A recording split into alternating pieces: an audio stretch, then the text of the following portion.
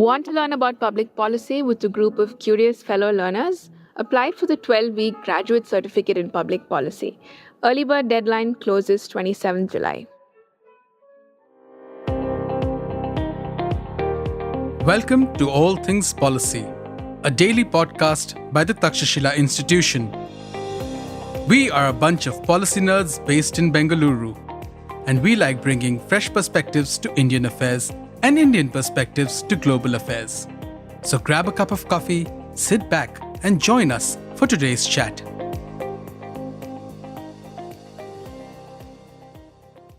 Hi, and welcome to another episode of All Things Policy. In today's episode, I have Arshi Yasin.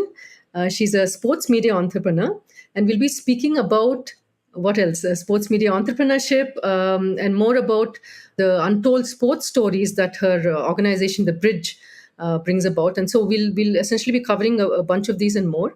But before I get into that, I'll just like to introduce Arshi for you all. So Arshi Yasin is the founder and CEO of The Bridge.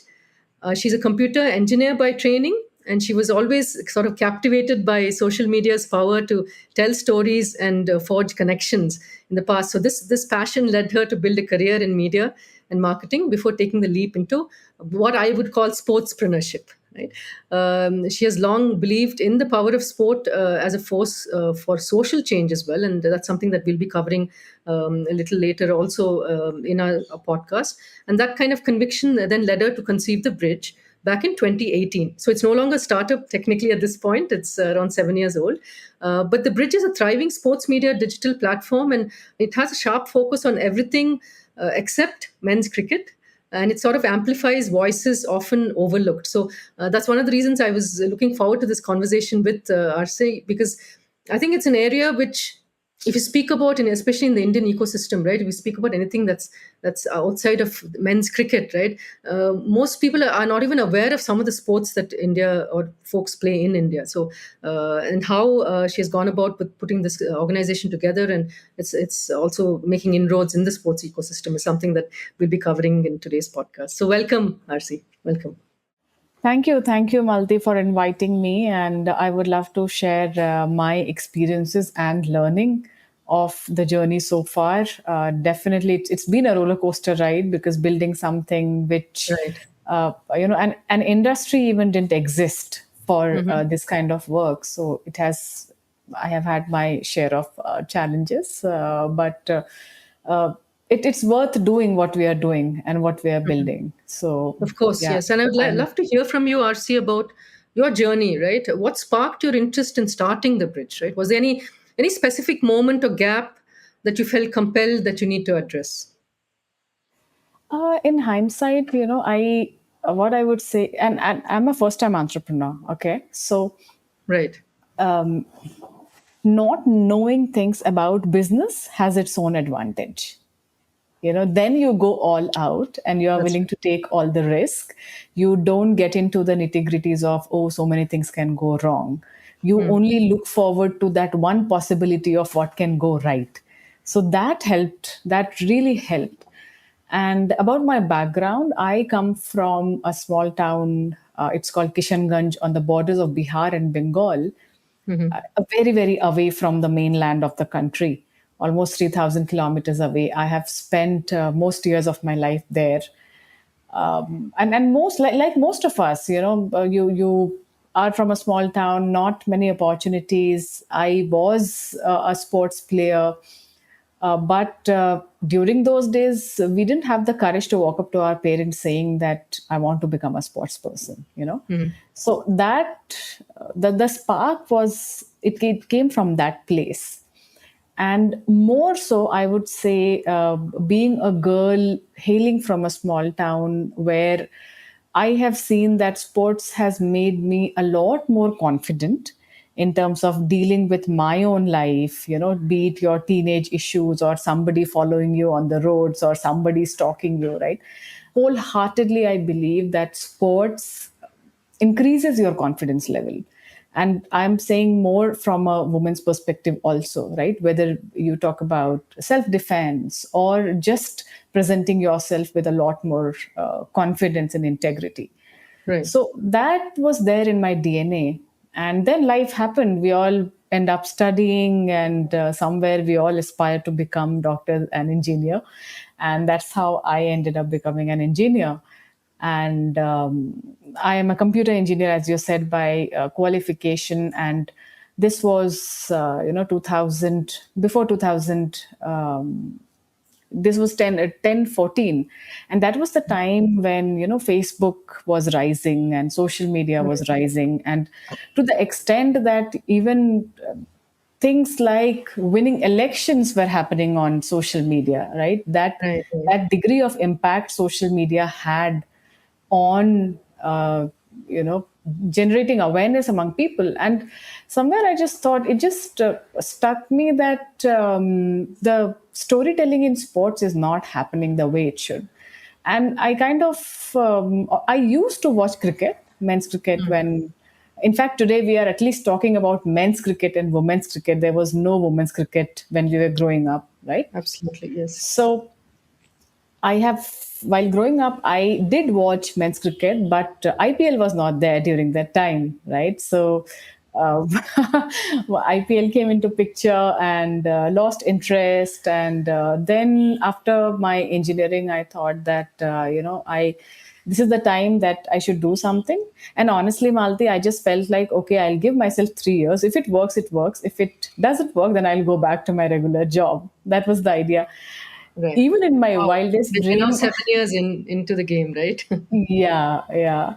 So that's how it has been. And the basic observation was that in India, see, if you see as a country, talking about Olympic movement or talking about Olympic sports, athlete winning at the global stage, even Asian Games or World Championship, it is not just about an athlete winning. It's a matter of pride for the entire country, right?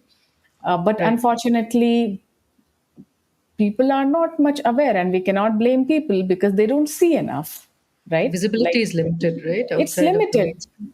And also the fact that I have grown up watching Doordarshan, and during those days, there was accessibility was also an issue. And this is where I feel that the internet has bridged the gap. Right. Internet made stories accessible to everybody. And then initially, even access to internet was not that friendly to everybody. And then we reached a Not as time. affordable as well, right? Yeah, right. So I think what has worked out for Bridge is that I give a lot of credit to the timing as well.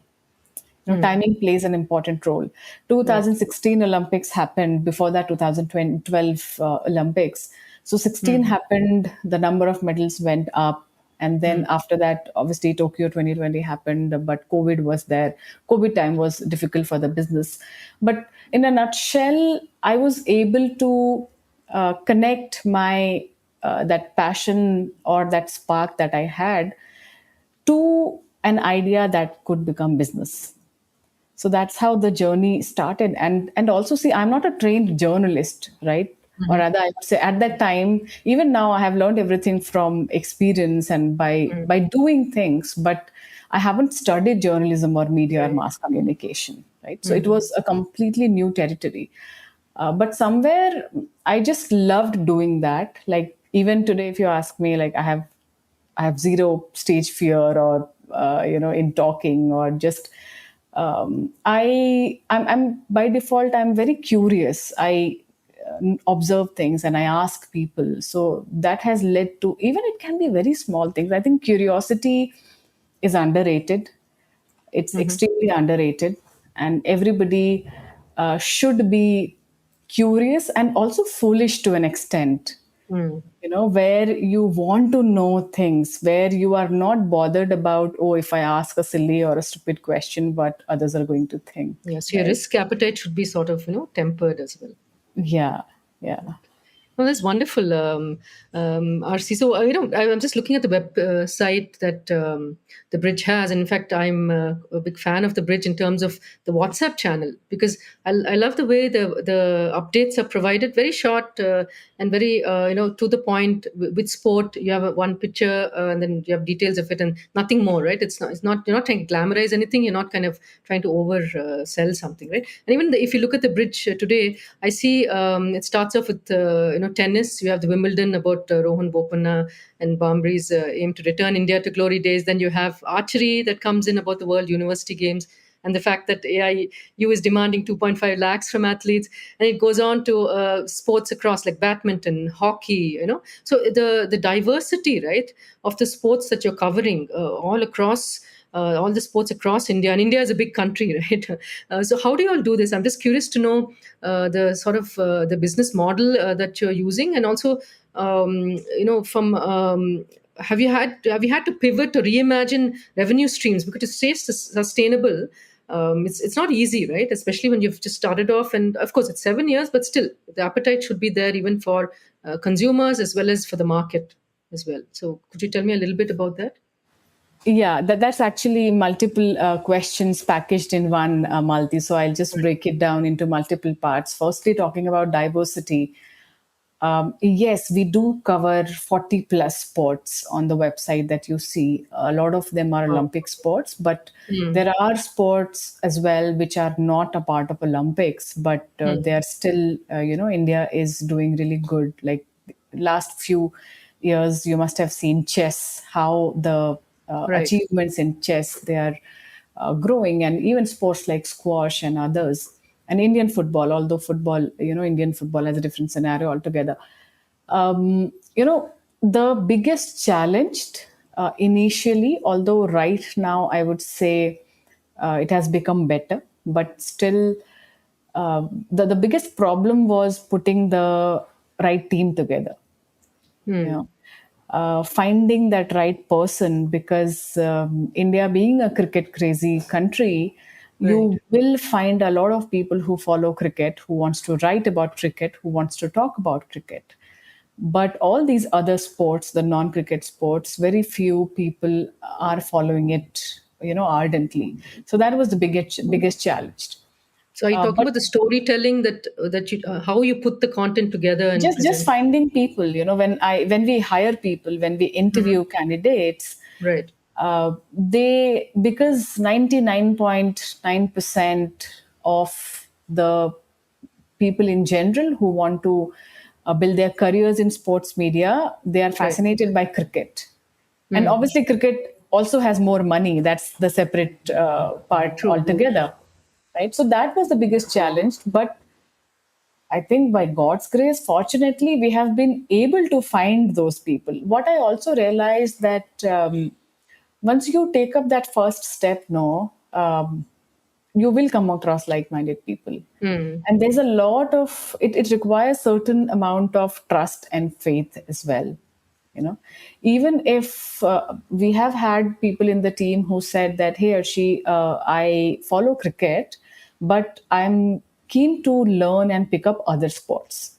Right. So that if that enthusiasm is there, if that willingness is there, then obviously we give opportunities to people. And it's extremely interesting because we have people in the team who are actually like an encyclopedia in athletics or Wow. badminton, or let's say Indian football or tennis for that matter. So the diversity you are talking about, it comes from there. Nice. Okay. So it's very strategic that we are a bunch of people, and each of them will have certain sports as their expertise, and other sports we pick up to learn about those sports as and when it's needed. And we have a certain set calendar of events, of domestic events, of international events. We keep an eye, and we have a content strategy, a content calendar. So a lot of work goes behind what our audience sees on the front end, which is the website and social media, I'm right? sure. Yeah, that's all the planning that goes behind it, right? So you're active. One is on the website, the WhatsApp. Social media, you're on Insta, Everywhere: LinkedIn as well? Facebook, LinkedIn, Okay, YouTube, all right. everywhere. Yeah. Okay, so that's quite a bit of. I mean, when you look at the different products you have, right? That's quite a bit, right, across the different social media platforms. So, does the team? Do you have dedicated team, departments for it, or how does that work? How many? What's the employee strength like? Right now, we are close to 16 people, 16, 17 people Okay. full time, and then we have interns also. Hmm. So, and because of, again, internet and various different kinds of platforms coming up, all the different social media platforms have certain algorithm that we have to follow when we try to tell stories, right? Of course, Be it yes. Mhm. Instagram. So even the video stories that we produce, we have to be mindful of, what works on YouTube or what Mhm. works on Instagram, because we cannot just copy paste the same No, you can't. From the format. size of the collateral to the Yeah. video. So it's a good amount of work, Mm. Malti, but yeah, it's all worth it. Yeah, Yeah. that's good. Wonderful, great. So, was there any do you have, because you do have brands and sponsors, right? Now, do you make them understand the value of the kind of storytelling that the bridge does? How do you market this? Because to ensure that this is sustainable, you need to Yeah. ensure that the market too is understanding what you're doing and they're with you on it, right? Yeah, so I will touch upon the revenue model. That's Hmm. how we are running the company and we are being sustainable, is that there has to be a solid revenue model, right? Right. And we are a private limited company. It's a for-profit business, and Mhm. then how the thought process is, it varies a lot as compared to, and it's unfortunately in our country, sports is still seen as a very It's not mainstream, right? It's not a, yeah, it's not mainstream, and primary it's a lot more government policies, or it's space. seen as that it's government's work to do, right? It is not seen as private entities coming together and shaking hands and building a sustainable ecosystem for everybody. Right. However, I firmly believe that existence of all kinds of organizations are important. Yes, Absolutely. government is important, non-profits are important, Mm. for-profits are important. So I feel everybody plays their own part. Yes. And we, being a media company, our storytelling and our audience is our strength. So our Mm. revenue model is we collaborate with all the different stakeholders who wants to leverage the sports loving audience. For Mhm. example, we do advertisements, we do brand contents, we do event coverage also, fortunately. And multi things have changed rapidly. 7 years ago, it initial first 2 to 3 years, it was difficult. I'll be very, very honest. It Yeah, was I'm sure. difficult because it used to be very difficult to convince brands that, hey, you should support this particular story, or why don't you sign this athlete as an ambassador, or and even brands, everybody, they are allocating so much of humongous budget for the cricketers. So, and they're But looking for an ROI, right? They're looking for near term. They don't think of yeah, long. yeah. If we are spending X on this particular athlete, and if people don't know that athlete, or if that athlete is not famous, then it will not work. And they are not wrong. It's just that that's how it is. That's how the entire system is. But thankfully, things have changed. As I said, 2016 Olympics, 20 Olympics, and then the last Olympics. But even now, if you see, there is a lot of gap. If we just walk down in the street and ask for people that can you name the 7 Olympic medal Mhm. winning athletes in the last edition, I'm sure 80% people will not be able to say. They won't be, yes. But if you ask them who's the current men's cricket team consists of, Yeah, all 11, yes. that's what it is.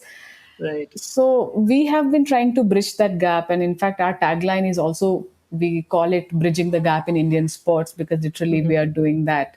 And I really, I would be very happy if magically, very soon, if we walk down on the streets and everybody is able to know all the Olympic sports athlete, maybe I will think that now my job is done. Yes, Let me wonderful. just go back. No, of course, yeah. And I think the organization with your vision, right, is on the path.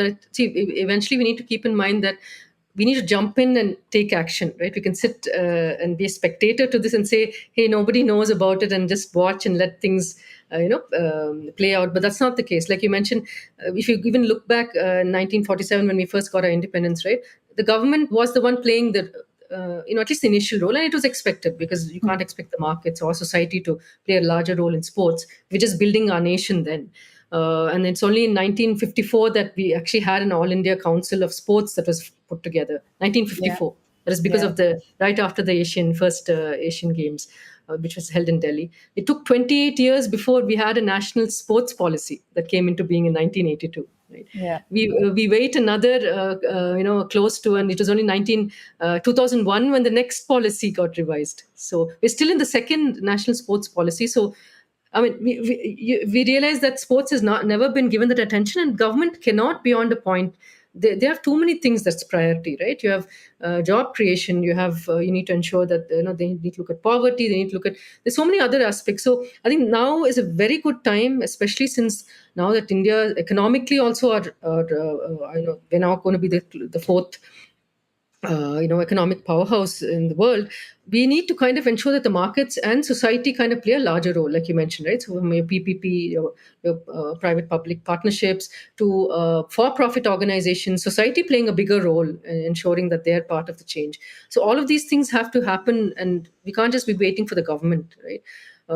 But I just was curious to know, were there any government policies which sort of aided? Because 7 years ago, when you first started this, was there anything that kind of helped fast track? Because if I look at the recent draft national sports policy that came out last year, and prior to that, there's no mention about any entrepreneurship related to sports, any encouragement on those lines. But the last year's, there's a pillar called Sports for Economic Development, right? And the policy encourages support for sports startups, entrepreneurship via hackathons, it says, incubators and seed funding, and also about a sports business advisory group. So finally, the policy is starting to take shape, and see the importance of the market and enabling that to happen, right? Can you just tell me a little bit about how the policies have aided or not over the Yeah. last 7 years? See, firstly, the kind of work that we do, we are a media, our work is into media, right? Right. And sports is something that we are talking about and bringing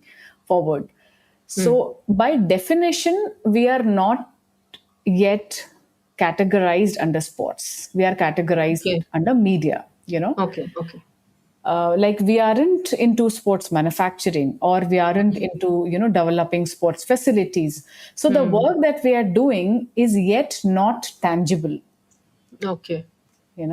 but having said that, the change that has happened, as I keep saying this, that any entity in sports cannot grow if the mindset is very individualistic, because we are a part of the entire ecosystem. And because of government policies, the ecosystem is growing, and that's how we are growing. So to answer your question, if you ask me, we haven't been the direct beneficiaries of sports policies, but indirectly, yes, a lot of things has happened. We talk about the government schemes that are helping sports persons win at the podium, and we tell their stories, right? So that is one. Secondly, we talk about, there is TOPS, there is Khelo India, and also various governments and state size, the kind of work they are doing. And I have been in love with how the Bihar government is currently working towards sport. Recently, Sepak Takraw World Cup happened, and one of our reporter was there, and it happened in Patna. And imagine, this is a sport. I doubt how many people would be able to even pronounce, or rather know the name of this Right. sport, right? So that has been good. And apart from that, because the government has been endorsing sports via multiple verticals, be it sports directly, or be it via Fit India, etc., it has definitely helped in terms of getting those eyeballs. Right. Like a basic example. Because the narrative is important, right? Yeah, the government's Totally. narrative. Yeah. Totally. Yeah, totally. And as I said, see, we are obviously very, very far from an ideal sports ecosystem, but I'm not somebody who would be a part of the cribbing and complaining crowd. I would rather believe that, somebody has to Of do. course, I can see that. Yeah. Somebody has Yes. to do. Then, Right. and it just me right now who is in this space, and Bridge is solving this particular problem. So 7 years ago, things were very different. Now it's different, even for brand partnerships, right? Like Mm-hmm. if the brand manager is sitting on the other side and the person has zero interest in sports or fitness, now at least people are thinking that okay, there is conversation happening, whatever good, bad, noise, whatever conversation. But you see, so many Olympic medal winners, they are being called as chief guests in various sports events Right. or various non-sports events also, Mm-hmm. right? The change is So happening for sure. Yes. let's talk about para sports. I Right. don't think even till 5 years ago Mm-hmm. people knew about para sports. Yeah. There's no recognition there, right? Yeah. And also the fact that para sports persons, or rather in our society, people with special ability, they are seen with a sense of pity, That's true. which, and again, sports gives the confidence to the para sports persons who are playing, right? Right. Even it's about, for them, fighting for the dignity. Mm-hmm. Very small things, talking about accessibility, that our public spaces are not Mm-hmm. friendly to specially able people, Yes, right? from your Things like ramps to the for braille, and yeah, and they have to fill out forms or anything. that. Yes. Even let's say airport mein jana hai and Mhm. you have to carry your prosthetics, there is no awareness how to do that, what is the process, how do you carry, etc. So Right. I feel there is a lot to be spoken about, a lot of awareness generation and a lot of education that has to happen on that front, and we are just Mm. trying to play our part on that front. No, it's Yeah. wonderful. I think the positive externalities of this, right? I mean, it's we've already seeing it happen, right? And I think I'm so glad that your organization is kind of paving that path, literally, creating that bridge, that kind of fills that gap as well, right? So finally, I just want to touch upon the society's wants, and how have you found that the bridge is sort of shaping or responding to conversations, let's say around gender equity or around regional representation or lesser known sports, right? Because like you mentioned, right, when you speak about a sport that most part of India is not even aware of, how are you finding that these conversations, especially around all of these things, even around gender equity, so bringing in social change, because that's something that you've spoken about in the past, right? How do you find the bridge playing a role in this? Bridge is playing a very important role. I'll give you some examples. We have now reached a point where we have established our name, at least in terms of brand identity. Everybody knows Right. what we do, what we stand for. Mm-hmm. And we do receive emails and messages from people from various parts of the country, a remote village in Kashmir, and even athletes themselves, because Mm-hmm. they want to be visible, they want to be featured, right? They themselves reach out to us saying that, hey, this is my story, how about you feature? And I feel that's a lovely state to be in. No complaints as such. And Right. sometimes the volume becomes high that we are not able to cater, right? Hmm. So that is one example. And talking about regional, like one another example is that there is a football player from Manipur that we interviewed, and the football player opened up about Manipur situation, the turmoil that the state has gone through. And imagine sports has provided this player that platform to just speak about his story of his state, his people, his community, and bring it to the front line, right? Right. this Yeah. this is again so much important. Mm. And even the gap between the gender, like men and women, and also ensuring that the conversations are healthy and not unhealthy or toxic. It is not about, and there's a very thin line, right? We Absolutely. don't want to in fact, Malti, it's hilarious because a lot of people and companies, they keep asking me that, hey Arshi, why do you hate men's cricket? I keep telling them that, hey, that's not the case. It's Right. to love a sport, I don't have to hate another sport, Right. right? So, and yeah, it's very funny because I have to give the same reply again and again that, okay, I don't have hatred, and hate is a very strong word. I don't have any hatred towards men's cricket. It's just that men's cricket is fully mature, set up industry. And there's a lot. There's enough visibility, right? Enough. Yeah, and saturation also, right? How Correct. much will you do? Same thing again and again. And talking about men's cricket and women's cricket, although we have come a long way, but still the progress is extremely slow. That way, I keep thinking that as a nation, we are very, very patient. Like we are okay waiting for 100 years to see the change. I know. Yeah, we don't jump in and we don't want to be part of that change, right? Many times we complain that someone else Yeah, has to take it even over. infrastructure, Malti, sports infrastructure. I know that there are so many stadiums and other sports infrastructure where Right. the women's washrooms are always closed. They put a lock because, and it's so, imagine access to a washroom is a basic human right. Right. Or Right. it's not, it's not clean enough, right? And one Yeah, can't use it, right? yeah, We know of those situations as well. yeah. Yeah. No, this is wonderful. Thanks, Arsh. So I'm going to I have time maybe for a quick rapid fire. If you're Okay, game. sure. Yeah. Yeah. So we'll do that before we wrap up. So here goes, Arshi. So can you give a one-word description of your journey with the bridge? Resilience. Great. The most inspiring athlete story you've covered? Maybe just the name of the athlete, possibly. Sarita Devi from Manipur. Okay. Yeah, I would like to mention here there is a book actually. Suprita Das, journalist, she has written a book on Sarita Devi's life. The one of the most encouraging and inspiring sports stories of Indian sports. It's called Shadow Fighter. Okay. Shadow Fighter. Yeah, yeah. That's good. I just would like our listeners to also, they would like to pick up that book. Okay, great. The third one is between print, digital, and podcast. What's your personal favorite medium? Digital. Digital. Okay. Yeah. And what's your biggest productivity hack? Okay.